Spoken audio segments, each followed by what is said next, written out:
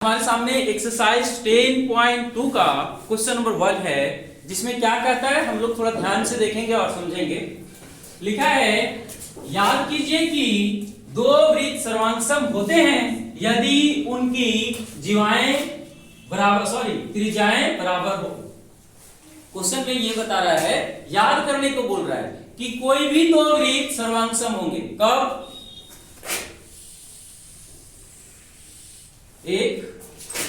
एक और बना देते हैं इसी तरह का। बोल रहा है कि ये दोनों के दोनों जो वृत्त हैं ये सर्वांगसम है, लेकिन कब? जब इन दोनों वृत्त के ये जो त्रिज्याएं हैं ये बराबर हैं तब। ऐसा तो हम लोग पहले भी पढ़ चुके हैं कि कोई भी दो वृत्त सर्वांगसम होंगे अगर उनके त्रिज्याएं बराबर हो।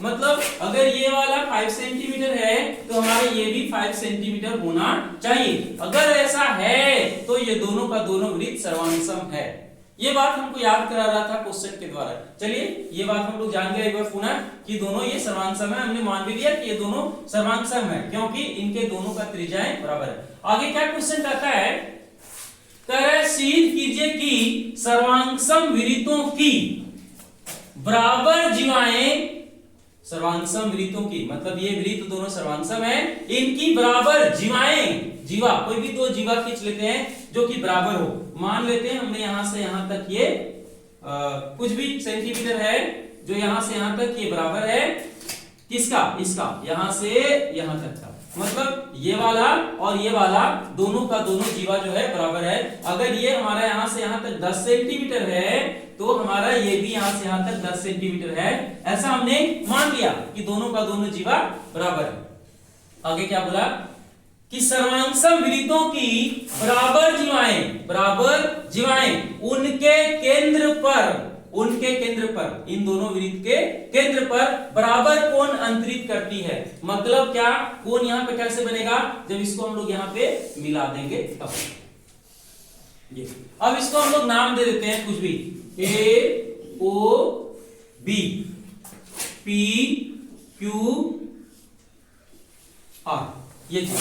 और हमें सिद्ध क्या करना है कि केंद्र पर जो कोण बन रहा है, ये कोण ओ और ये कोण क्यू, ये दोनों का दोनों कोण क्या है? बराबर है। ऐसा हमको सिद्ध करना है। और ऐसा कब सिद्ध करना है? जब दिया हुआ है कि दोनों वृत्त सर्वांगसम हैं और क्या दिया हुआ है कि हमारा ये AB जो है जीवा वो PQ जीवा PR जीवा के बराबर है। तो चलिए इसको देखते हैं। हम लोग दोनों ट्रायंगल में लेते हैं, दोनों ट्रायंगल में लेने का कोशिश करते हैं और देखते हैं क्या होता है। लिखेंगे त्रिभुज AOB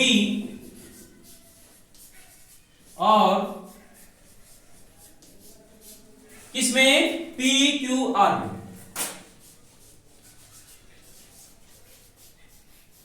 ये दोनों त्रिभुज में क्या है थोड़ा सा ध्यान से देखते हैं। सबसे पहले क्या दे रखा है कि हमारा AB जो है वो PQ के बराबर PR के बराबर है। लिख देते हैं AB is equal to PR।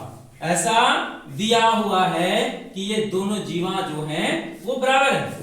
आगे हम लोग क्या देखते हैं, ये AO is equal to QP। लिख देंगे AO is equal to QP। ऐसा क्यों है? क्योंकि ये त्रिज्या है, रेडियस है, और रेडियस जो है वो बराबर है दोनों सर्वांगसम वृत्त का। तो हम लोग लिखते हैं रेडियस, त्रिज्या लिख देते हैं हिंदी में। चलिए और आगे हम लोग देख लेंगे इधर से O से B तक जो है ये O केंद्र है और B परिधि है, तो ये भी त्रिज्या हो गया। इसी तरह से यहाँ पे Q केंद्र है और R तक चला गया ये परिधि तक, तो ये QR भी क्या हो गया? त्रिज्या हो गया। यानी कि OB जो हो जाएगा वो QR के बराबर हो जाएगा। यहाँ लिख देते हैं OB जो है वो इक्वल हो जाएगा QR का। ये भी त्रिज्या है। अब थोड़ा ध्यान से देख लेते हैं इन दोनों ट्रायंगल में कि हुआ क्या। ये वाला साइड जो है वो इसके इक्वल हो गया, ये वाला साइड जो है वो इसके इक्वल हो गया, और ये वाला साइड जो है वो इसके इक्वल हो गया।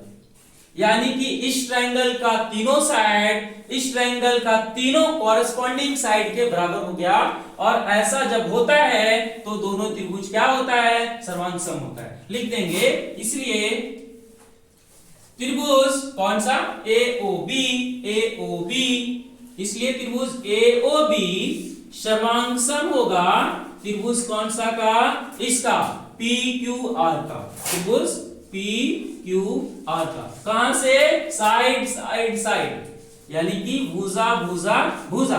और अगर ऐसा होता है कि ये दोनों ट्रायंगल सर्वांगसम हो गए तब उनके कॉरेस्पॉन्डिंग साइड बराबर होते हैं, इसलिए कॉरेस्पॉन्डिंग एंगल भी बराबर हो गए। यानी कि ये जो एंगल है AOB क्या हो जाएगा, एंगल AOB ये इक्वल हो जाएगा किसका, एंगल PQR, यानी इस एंगल का, एंगल PQR का। ये कहां से, CPCT, corresponding part of congruent triangle.